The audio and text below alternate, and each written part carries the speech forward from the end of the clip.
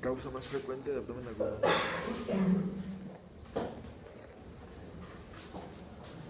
Si ven en Wikipedia, dice que es la inflamación del apéndice, que está en el ciego, es donde empieza el intestino. Dice que los casos de apendicitis leve se pueden curar sin cirugía. El primer problema es diagnosticarlos. Los casos de apendicitis leve. Increíble, increíble. Pero dice, la mayor parte de ellos requieren un procedimiento quirúrgico. Hay una corriente muy reciente en cirugía, no sé por qué, para tratar con antibióticos la apendicitis aguda bien demostrada. Es el que no es experto en algo, el que no pertenece al grupo. Por ejemplo, la palabra se inventó cuando se hablaba de las personas que estaban en las órdenes religiosas o en el clero y los que no, esos que no eran legos. Y les digo que hay una corriente en la cual, comprobado el diagnóstico, que se puede en estos tiempos en muchos casos, sin necesidad de operar, se trata con antibióticos. Pero yo creo que no se debe enseñar eso. Es difícil entender dónde está la ganancia de tratar con antibióticos una enfermedad que se cura tan fácilmente con una operación tan sencilla. Y dicen que si no hay ningún tratamiento, la mortalidad es elevada. De hecho, antes de que existiera la anestesia moderna, la apendicitis era la causa más frecuente de muerte de la gente joven que no iba a la guerra. La guerra era la campeona. ¿Por qué? Porque el apéndice termina por romperse y las bacterias producen peritoneo.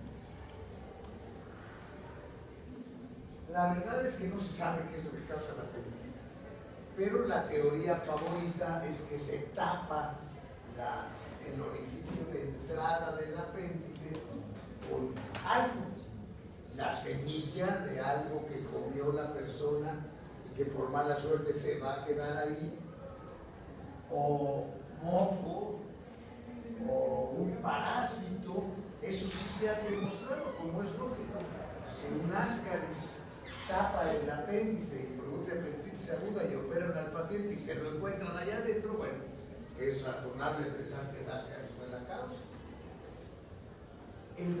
La obstrucción hace que ese aumento de presión intraluminal provoque aumento de la secreción de moco dentro del apéndice, lo cual a su vez produce un aumento de presión en la pared, y cuando el aumento de presión en la pared llega por arriba de la presión venosa, pues se produce necrosis, isquemia primero, luego necrosis con perforación, y esa perforación con salida de pus a la cavidad peritoneal es lo que produce la peritonitis. Entonces ahí entra el cirujano a salvarle la vida al paciente. Diferentes estadísticas, incluyendo mexicanas, hablan de una incidencia de 7%, o sea, muy frecuente. Se presenta en todas las edades, aunque es raro en niños chiquitos y es raro en ancianos de arriba de 80 años. Pero además, en niños chiquitos y en ancianos, el diagnóstico es más difícil y entonces la mortalidad es mayor. Es ligeramente más frecuente en hombres, hay 5 hombres por cada 4 mujeres con apendicitis.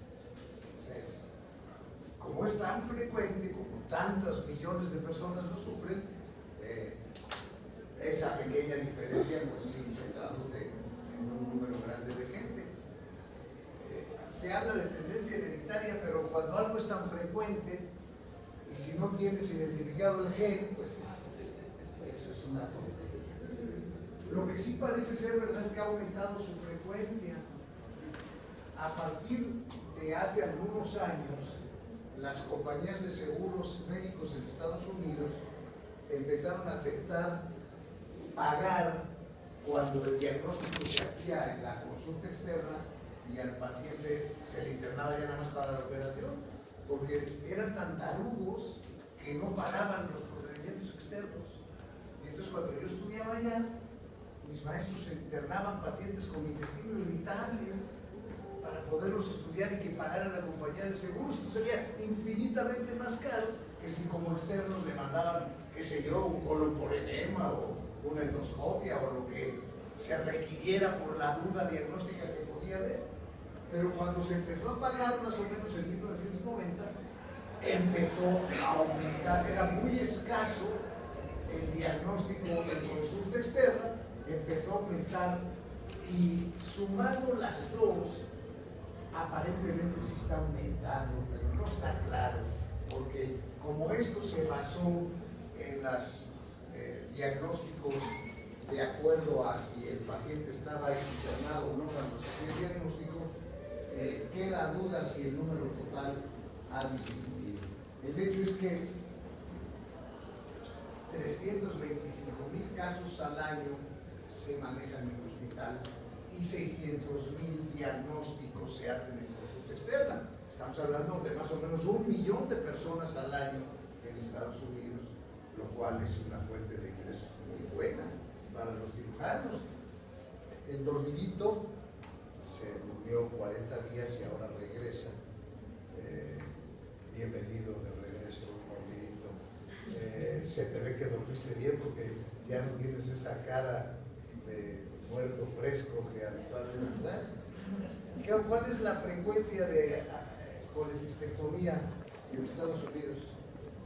¿Cuántos casos al año se operan de la vesícula por piedras? Ah, sí, ahí habla de colecistectomía. Sí, eso es. ¿Cuántos casos? Es una prueba más para corroborar su memoria impenetrable. Nada absolutamente se queda en ese cerebro. 150,000. Entonces estamos hablando de muchísimos más casos de apendicitis que de enfermedad de la vesícula. No, 1 millón, o sea, 600,000 se diagnostican como externos y 325,000 como internos. Esos son 925,000. En la vesícula son 150,000. Entonces la clave para el diagnóstico es el dolor. Si no hay dolor, no vamos a poder hacer el diagnóstico. El dolor suele empezar o en epigastrio o periumbilical.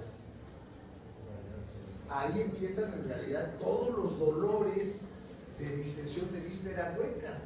Ahí empieza el dolor de la vesícula, ahí empieza el dolor de la obstrucción intestinal, ahí empieza el dolor de un embarazo extrauterino o embarazo tubario.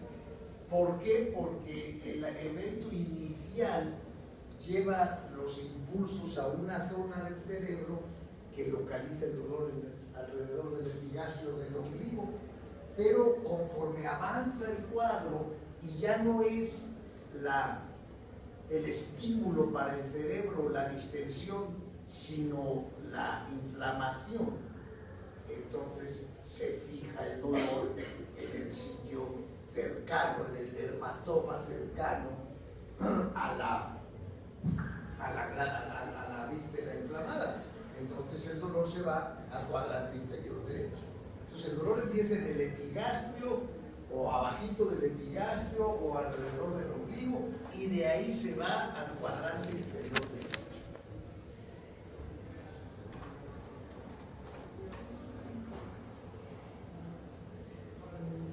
ese sitio, ustedes que son expertos en exploración, ya les explicaron que se llama Muro de McBurney y que el signo que se obtiene al tocar en ese lugar se llama signo de McBurney. El dolor no es demasiado fuerte, pero el enfermo tiende a no moverse para evitar la intensidad del dolor y a flexionar las piernas para que le duela menos. ¿En qué otro cuadro el enfermo toma esa actitud? ¿La posición? Ajá. ¿En qué otro cuadro que ya hemos hablado aquí? Litiasis. ¿Qué litiasis? Sí, está clonado a lo mejor, pero en el principio no. No. Úlcera perforada, úlcera péptica perforada, pancreatitis.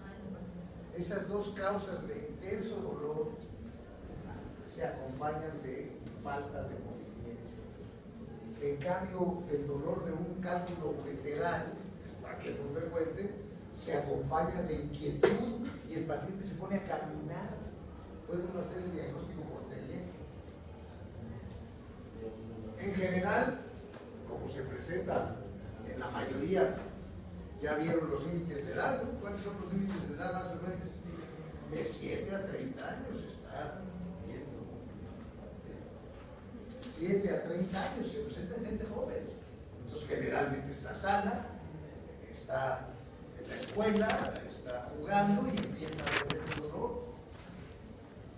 Y primero es en el puro epigastrio o alrededor del ombligo, después se fija en el cuadrante inferior derecho, llega un momento en que ya no se quiere mover, en que empieza a tener náusea y vómito, y esto habla de que va a buscar. Conforme aumentan los datos de irritación peritoneal, el dolor del epigastrio se quita y ya nada más le duele el cuadrante inferior derecho. Entonces podemos encontrarnos un paciente más o menos inquieto de acuerdo a la posibilidad de que ya tenga sepsis, de que tenga síndrome de respuesta inflamatoria. Si tiene síndrome de respuesta inflamatoria, ¿qué va a tener?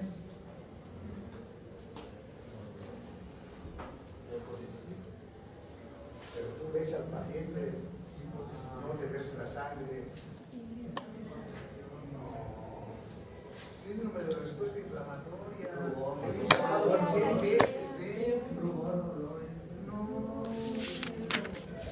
Células, les ves las células. Taquicardia, fiebre. Leucopenia, pero le vas a ver las células de la sangre. Si el enfermo tiene ya eso, pues puede tener datos de inquietud, de taquipnea, de sudoración, pero muchas veces no, todavía no tiene, no se ha perforado y no tiene esto. Entonces tiene el dolor clásico, ¿verdad? Que McBurney describió a principios del siglo XX en un punto que va a la mitad entre la cicatriz umbilical y la espina ilíaca antero superior. A la mitad del camino hay duelo. En muchos pacientes el tacto rectal duele también del lado derecho, aunque en los libros modernos en los cuales se aplica la medicina basada en evidencias a los síntomas clínicos, el tacto rectal no es útil en este. Y luego hay un montón de signos más, son como 15, no sirven para nada, pero los cirujanos les encanta. Alguna vez que yo he presentado un caso de apendicitis, me preguntan cómo tenía todos los signos el paciente. Bueno, se acuerdan por supuesto del rebote, los signos de Bromberg, se aplica. ¿Para qué? ¿Qué pensamos cuando hay rebote?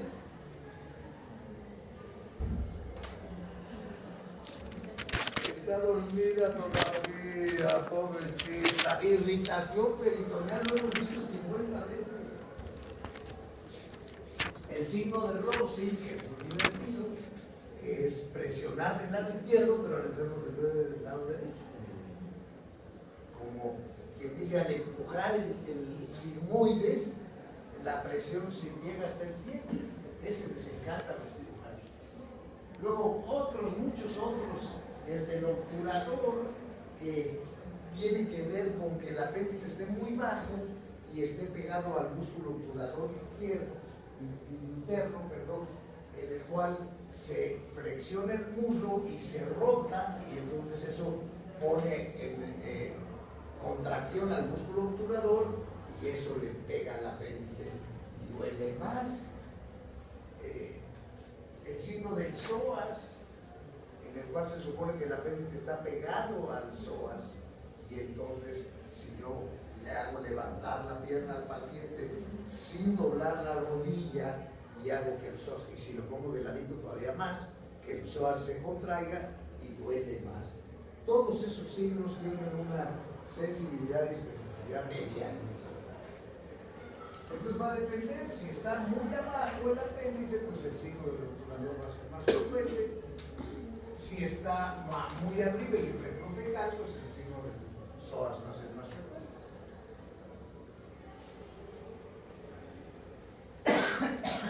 Entonces, mi paciente tiene menos de 2-3 días de evolución. Está tranquilito, o más bien apático, no se mueve, tiene hipertermia moderada, más bien escasa, ha vomitado un poco, no quiere comer, se queja de dolor, le empezó en la mitad del abdomen y después se fue al cuadrado inferior derecho. Eso vale mucho dinero. Tiene algunos de los signos, típicamente Rossi y McBurney. Tiene signos de irritación peritoneal.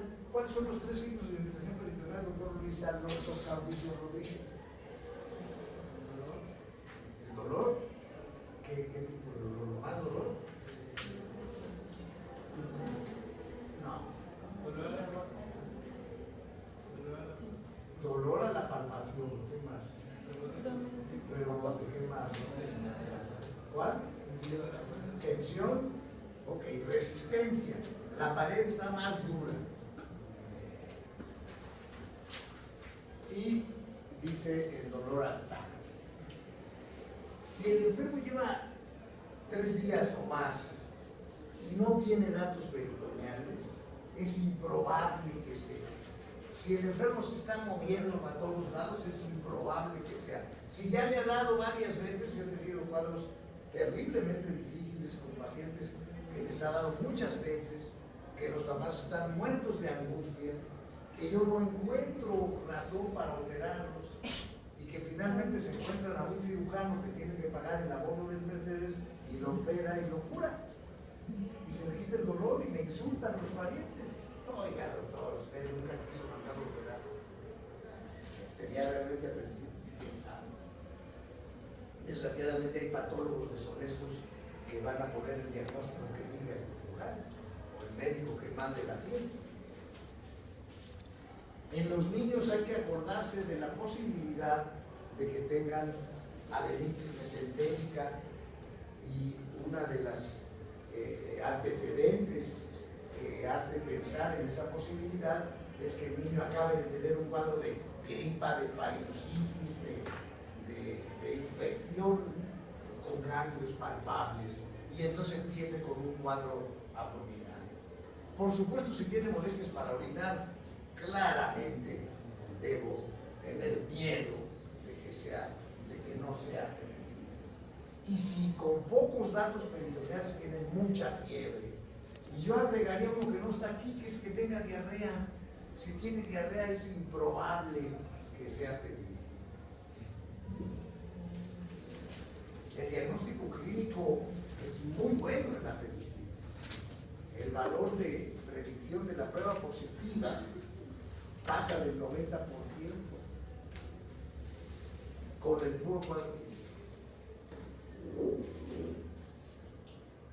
Es raro que pase de 15,000 leucocitos. Puede haber bandas, mientras más bandas hay, más preocupación de que ya hay peritonitis. De vez en cuando nos metemos en problemas con pacientes que tienen leucocitos normales. Sin embargo, el cuadro parece muy claro. Estos problemas son frecuentes. Los libros no traen eso. A lo mejor es que no son médicos mexicanos, o a lo mejor es que no quieren poner esas cosas. Muchos pacientes les dan antibióticos. El médico mexicano receta antibióticos para todo. Y entonces el antibiótico no lo va a curar, pero o a lo mejor sí lo va a curar si se sigue tomando por muchos días, según las nuevas cosas, pero lo mejor es no pensar así. Lo que sucede habitualmente es que el antibiótico cambia el cuadro clínico, disminuye la respuesta inflamatoria, que efectivamente incluye leucocitosis, como decían ustedes, y eso da miedo. Este lugar que consulté dice que esperar 3-4 horas, bueno, siempre y cuando haya signos peritoneales. Si mi paciente no tiene signos peritoneales, yo lo mando a su casa con analgésicos. En los libros de cirugía dice que no se deben dar analgésicos, como se ve que no les duele a los cirujanos. Claro que se deben dar analgésicos. Que eso cambia el cuadro, mentira. Los antibióticos sí cambian el cuadro, los analgésicos no. Entonces, por supuesto que con analgésicos el paciente se va a su casa y con instrucciones de hablar en cualquier momento que empeore, y lo cita uno para el día siguiente y lo vuelve a valorar. Muchos de estos pacientes no tienen apendicitis. Si al día siguiente sigue teniendo mucho dolor, empieza a tener signos peritoneales, le hago otra biometría. No mejora. Bueno, en estos tiempos tenemos otras posibilidades que ahorita vamos a ver. Cuando hay duda, el examen de orina es muy importante, aunque no hay que olvidarse que si el apéndice está pegado a la vejiga, puede haber un cierto grado de cistitis y entonces se pueden ver en la orina leucocitos o un poco de sangre. Pero ¿qué pasa si no hay cilindros?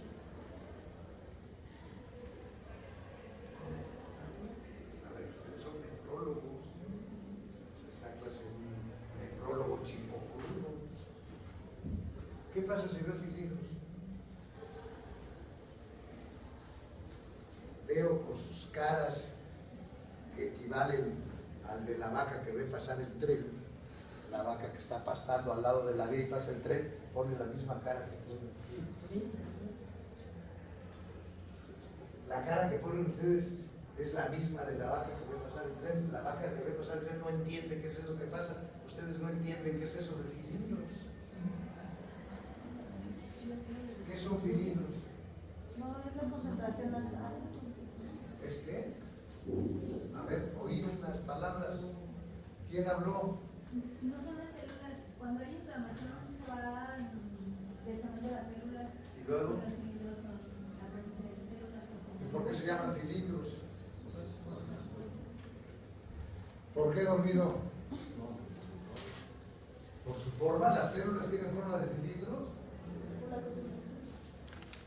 O sea, ¿no les han hablado de los cilindros? Bueno, ya dejo de preguntar esa tontería, porque seguramente les pregunten, ¿no les han hablado de Magurri? Los cilindros son moco o algo que forma un forro adentro del cual hay o leucocitos, eritrocitos, más moco, que son cilindros hemáticos, cilindros granulosos. ¿Qué significa? ¿Por qué tiene forma de cilindro? Nada. Ni idea. Es un tema completamente novedoso que nunca jamás lo habían oído. Pues porque se forman en los túbulos colectores. ¿Están en dónde? ¿Dónde están los tubos correctores? ¿En el drenaje de Irapuato? ¿En dónde? En el riñón. Entonces, si hay cilindros, esos cilindros no tienen nada que ver con el apéndice. El problema está en el riñón. Salud. Esa es la importancia de los cilindros, que es diferente a que encontremos unos pocos leucocitos sueltos o eritrocitos, ¿sí se entiende? Si hay cilindros y yo quiero atribuirle a esos cilindros algo que ver con el dolor, tengo que postular que el asunto está en el riñón. En cambio, si hay unos cuantos leucocitos o eritrocitos, puede ser que un apéndice pegado a la vejiga esté irritándola. Siempre les hacemos placas simples de abdomen y tele de tórax a todos, por tradición, aunque su utilidad es muy escasa. En cambio, el ultrasonido, con un transductor adecuado, hace el diagnóstico en la mayoría de los casos, excepto cuando hay mucho gas alrededor. Y en los países desarrollados, la tomografía hace el diagnóstico. Entonces, en estos tiempos, en un lugar donde haya todos los recursos, va a ser raro que el paciente no tenga diagnóstico positivo antes de operar. Por eso están haciendo ahora esas ideas de que se les dé antibióticos y que algunos se curan, que a mí no me parece lógico. En algún caso, y no es raro aquí en Irapuato, donde no tenemos tan buenos ultrasonografistas, ni tan buenas máquinas de tomografía, ni tan buenos interpretadores de esos estudios, que mandemos al paciente a operar con la ruda, y entonces lo ideal es una laparoscopia que compruebe o niegue el diagnóstico y no tenga un herido del paciente para nada, lo que se llama una laparotomía blanca. Y un buen cirujano puede perfectamente hacer una apendicectomía por laparoscopia. Entonces ahí tienen un típico enfermo del Hospital General, toda cochina la placa. ¿Qué es? A ver, el dormido. ¿Qué placa es esta? ¿Es una placa de abdomen? ¿Tiene contraste? ¿No ves? Pues ¿cómo vas a ver si desde aquí no se ve nada? ¿Qué haría una persona razonable que no fuera el dormido? Se levantaría y se acercaría, ¿verdad?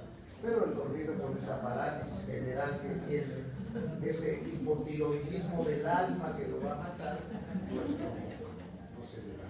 A ver, tú que estás cerca. ¿Ves el psoas? ¿No ves el psoas? ¿No lo ves en ningún lado? O sea, no tiene psoas. Agenesia de psoas es el diagnóstico. A ver, levántate, jefe. Póngate largos. A ver. Ay, y miren qué bien lo dijo el jefe. Opacidades. No se arriesga a decir piedras, cal. No, se ven unos elementos opacos. Y luego están construyendo la tela. Y además tiene gas. Y ese es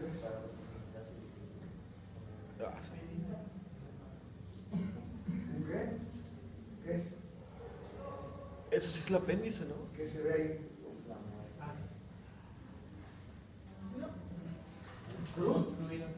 Como obstruido. O sea, tú ves una obstrucción. ¿Cómo se debe interpretar una radiografía? Describiendo, no haciendo diagnósticos, describiendo, así como nuestro bien nutrido jefe hizo una simple descripción. A ver, describe qué se ve ahí. Sí, se ven las opacidades. Radioopacidades. ¿Y qué características tienen? ¿Cómo? ¿Quién dijo eso? Muy bien, se parecen unos cilindros, ¿verdad? ¿Y luego qué otra característica tiene? Siguen un camino, van todos juntitos como carros de ferrocarril en una vía. ¿Qué opinan? ¿Qué son? Parásitos. Bueno, primero, es una placa simple del abdomen.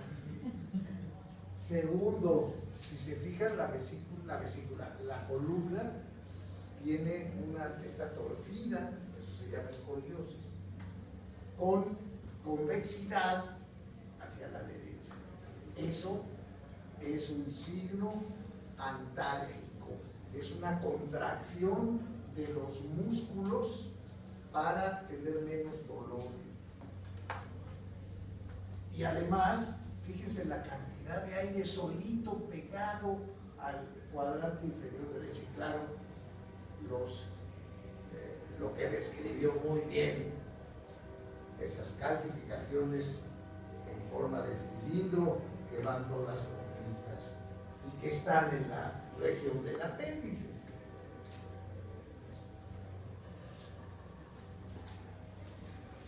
La ultrasonografía con un transductor normal tiene una falta de sensibilidad del 15%.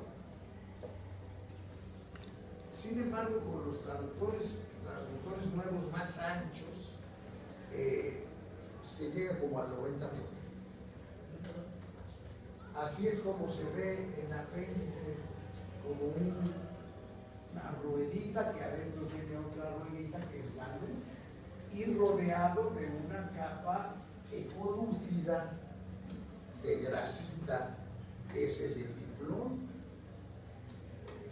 Y en cambio, cuando hay apendicitis, vean cómo aumenta el tamaño, cómo ahora la capa que la rodea es ecodensa y adentro hay ecos de diferentes tipos.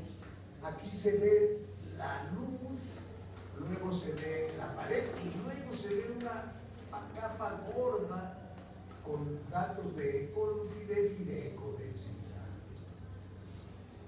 Tiene que ser muy bueno y muy interesado y echarle muchas ganas el ultrasonografista para hacer el diagnóstico. ¿Por qué sabemos que esta zona muy ecodensa es una piedra? ¿No pasa el transductor? No pasa. La piedra tiene sombra ecográfica, sombra sónica, por eso lo sabemos. Y aquí lo que hizo el radiólogo fue además poner una ventana para Doppler que mide cómo se mueven las cosas en esa ventana, y eso permite saber si hay mucha sangre, por ejemplo, alrededor, y era un apéndice perforado.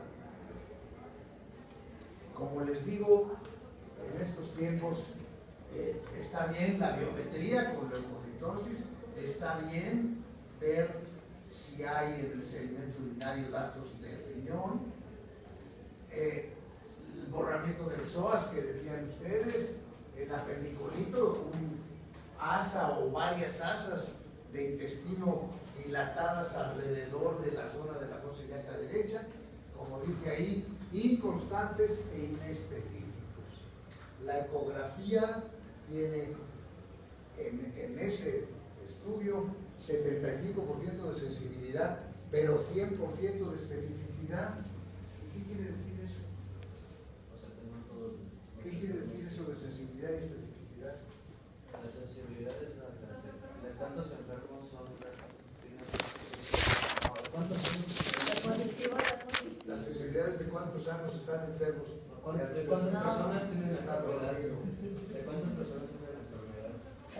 La sensibilidad es los positivos, A ver. que sí dan positivos, ¿no? O sea, Enfermos que realmente están enfermos. de que 100, por ejemplo, si son positivos y ya haces la prueba y salen como 90 positivos, tuvo un margen de error de 10%. Y eso. Y la especificidad es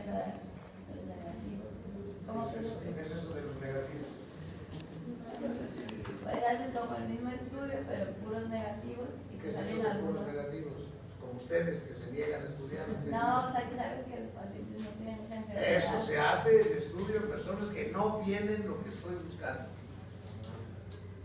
Y pues ya si salen como 10 que sí lo tienen, pero es un error, margen de error pues, que tienen.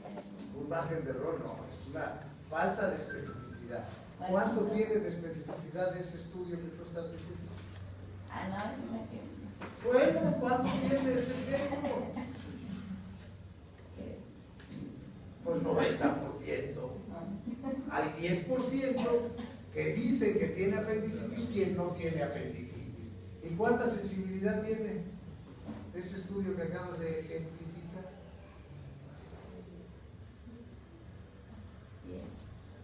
90%. ¿No dijiste que se lo aplicas a 100 personas que sí lo tienen y 90 salen positivas y en 10 no sale? Entonces tiene una sensibilidad del 90%.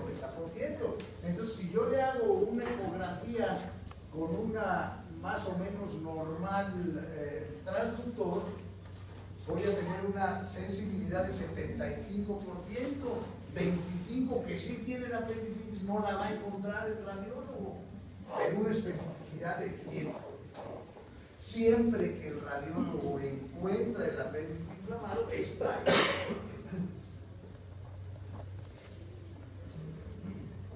La TAC ha subido esa sensibilidad a cerca del 100%.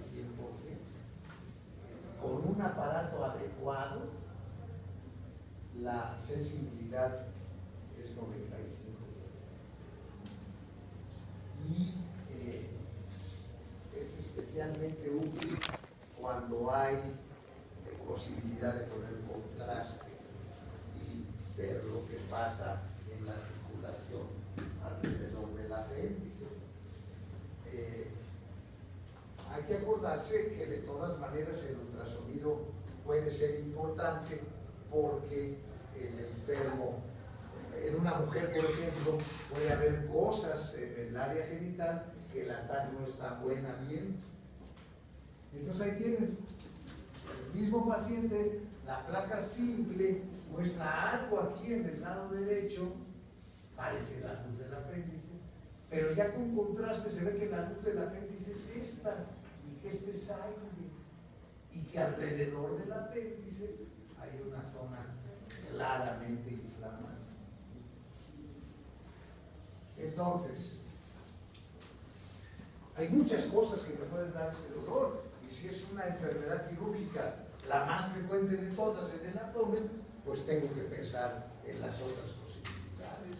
O sea, hay mucha gente que tiene ese dolor y no tiene apéndice. Y si uno lo observa, si uno toma en cuenta todos los datos, no va a mandarlo a operar. Son personas jóvenes, quién sabe qué sea lo que tiene.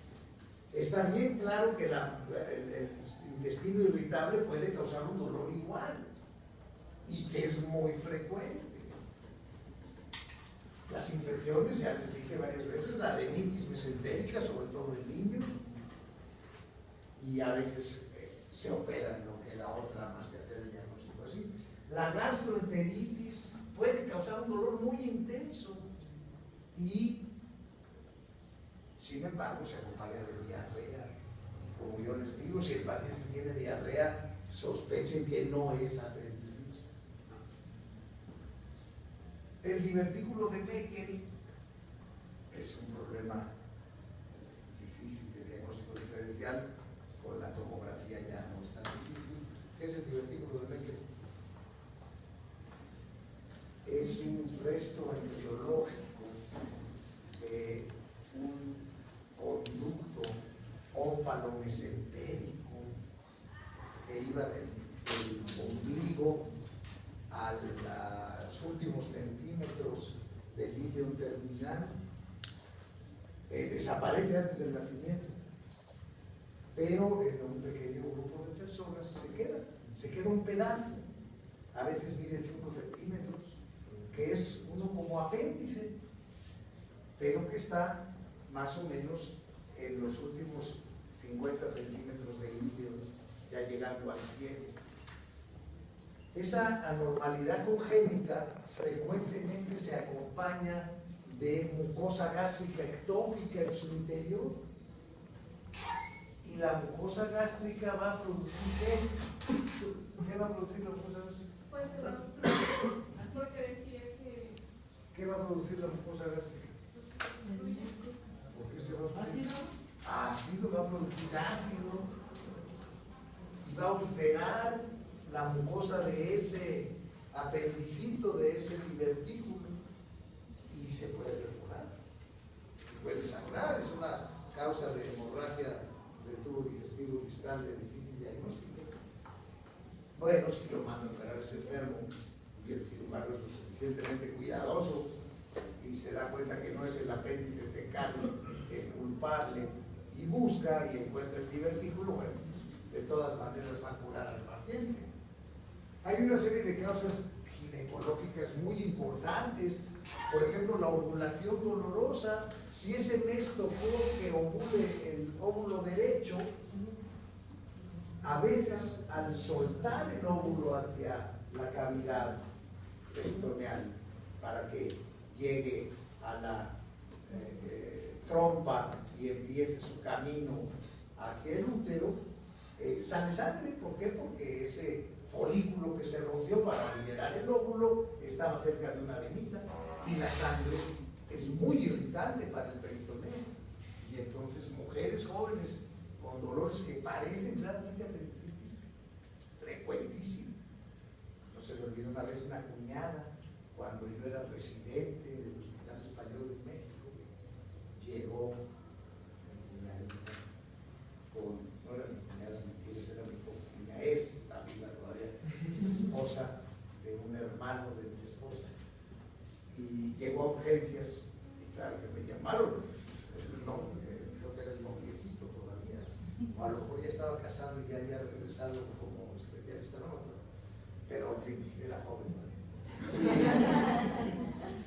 La llevó a ver en urgencias y pues tenía apendicitis. A las 3 de la mañana le hablo a mi maestro Villazón, gran cirujano, fundador de la terapia intensiva en México, y lo estaba despertando. Fíjese, maestro, que está aquí mi cuñada y tiene esto y esto. ¿Cuándo tuvo su última regla PUC? Yo no le había preguntado eso. Ay, déjeme preguntar. Entonces dejé el teléfono, fui y le pregunté, hacía 15 días. O sea, estaba en la época de la ovulación. Y digo, espérate a bajar a darle una noche. Y no tuvo apendicitis. Entonces es importante recordar eso.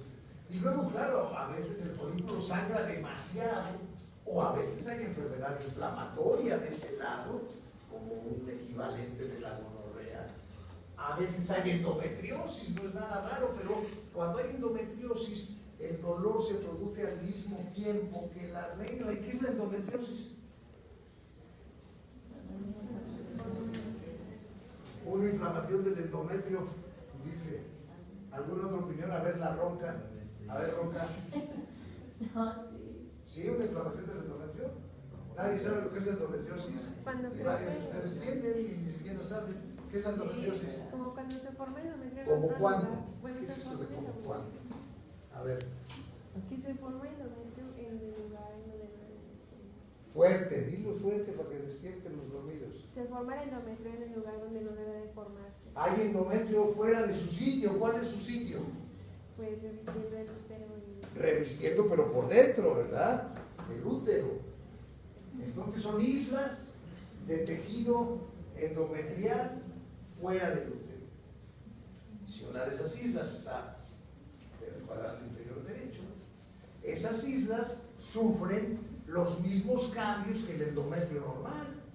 Es decir, las hormonas hacen que engorden, que se llenen de sangre, que se preparen para recibir el producto de la concepción, y que al no llegar el producto hay un cambio de hormonas que hace que se salga en forma de menstruación, nada más que aquí está dentro del abdomen, y entonces hay dolor que puede ser muy intenso, puede haber signos peritoneales, pero un buen clínico sabe que si la enferma está arreglando cuando tiene todo eso, pues es perfectamente probable que tenga endometriosis endometriosis, porque desgraciadamente es una enfermedad muy frecuente en estos tiempos.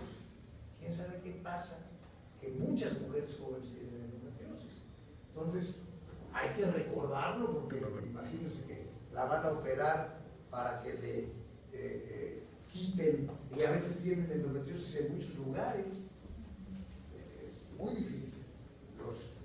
Los ginecólogos prefieren dar hormonas y otras sustancias para tratar de encoger o desaparecer la endometriosis. Nos dice, la historia y el examen ginecológico aportarán datos diferenciales. Puede ser un diagnóstico muy difícil. Urológicas, solo que sea uno alumno de Nogueira no hace una buena interpretación del general de orina y no se equivoca, porque además el dolor es diferente. La enfermedad de Crohn, bueno, la enfermedad de Crohn es muy tramposa, y si está en el ileum terminal, que es de los lugares más frecuentes donde sucede, pues puede ser idéntica. Tumores, ¿cuál es el sitio más frecuente del tumor carcinóide? El apéndice. Entonces, eso es lo que hace muy importante, no nada más el carcinoide, sino otros tumores malignos y benignos que pueden estar en el apéndice. Vuelve muy importante que el cirujano mande todos los apéndices que quite a por ejemplo, pancreatitis aguda, cosas más raras, intususcepción, dolor musculoesquelético, que va a tener ¿qué signo positivo? ¿Qué signo positivo va a tener el dolor musculoesquelético?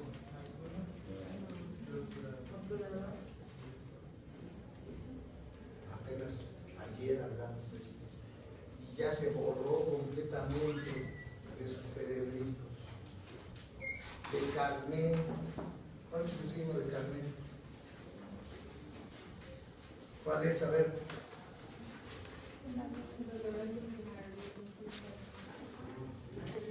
¿Tú te acordaste ayer o ya no? Se va tornando. Ahora se acordó ella. A ver, fuerte. Al poner en tensión los músculos del abdomen y presionar, duele. Hasta les conté la historia de mi amigo, el pseudoginecólogo. El ginecólogo dice, y la enferma que operó porque se tiró del trampolín y cayó de panzazo y tenía un hematoma en los músculos. Entonces, el dolor llega, el paciente llega con dolor en la fosa ilíaca derecha. El dolor empezó en el epigastrio o alrededor del ombligo. Tiene datos clínicos sugestivos. Le hago análisis. Tal vez le haga una placa de abdomen, insisto, por tradición, porque el número de veces que me va a hacer el diagnóstico, como esos dos casos que les mostré, va a ser muy escaso. Una ecografía sí sería bueno. Se confirma, se opera. Tiene otras causas, se observa. Y esa es la pieza de la placa simple donde se veían formados en filita las calcificaciones. Y esta es una de las razones para mandar todas las piezas al patólogo. Este paciente tiene un tumor de estroma gastrointestinal que son malignos en más de la mitad de los casos. También los carcinoides son malignos en la mitad de los casos. Estoy seguro que lo van a operar aunque me equivoque. Tengo derecho a equivocarme si hice bien las cosas. No estoy seguro, me espero. No tiene datos peritoneales, lo mando a su casa, pero lo sigo controlando. Si tiene datos peritoneales, lo interno. Se demuestra otra causa, pues la trato. La verdad es que un buen clínico rara vez se va a equivocar. Como dijeron, la sensibilidad es muy alta. La especificidad no puede no ser tan. Pero si la especificidad falla, en 1 de cada 100, y a ese lo operan y no tenía apendicitis ni tenía razón para operarse, sí está.